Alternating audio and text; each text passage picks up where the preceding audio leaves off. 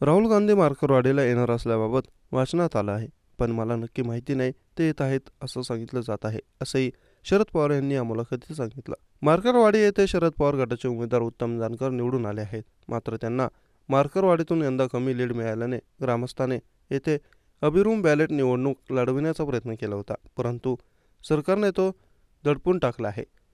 राज्यात अखेर निकाल लागल्यानंतर 12 दिवसांनी महायुतीचे सरकार स्थापन झाले, परंतु या निवडणुकीत काटेकी टक्कर होणार असे सर्व एक्झिट पोल आणि जाणकारांनी सांगितलं होतं. तसे काही घडले नाही. महायुतीला एकतर्फी विजय मिळाला. भाजपाला एकट्याला 132 तर महायुतीला 235च्या पुढे जागा मिळाल्या आहेत. तर महाविकास आघाडीचा खेळ 50च्या आतच आटोपला. त्यामुळे हा निकाल संशयास्पद असल्याचं विरोधकांसह अनेक राजकीय विश्लेषक, कार्यकर्ते आणि नेत्यांचे म्हणणे आहे. सोलापूरच्या माळशिरस येथील मार्करवाडीत अभिरूप मतदान घेण्याचा प्रयत्न स्थानिक ग्रामस्थांनी करण्याचा प्रयत्न सरकारने उधळून लावला. या पार्श्वभूमीवर राष्ट्रवादी काँग्रेसचे नेते शरद पवार यांनी उद्या मार्करवाडीत जाण्याची घोषणा केली. या दौऱ्याच्या पार्श्वभूमीवर शरद पवार यांनी प्रसारमाध्यमांशी संवाद साधला आहे. शरद पवार म्हणाले की राज्यात महायुतीचा धक्कादायक विजय झालेला आहे. आज मी विधानसभेतून थोडी माहिती घेतली.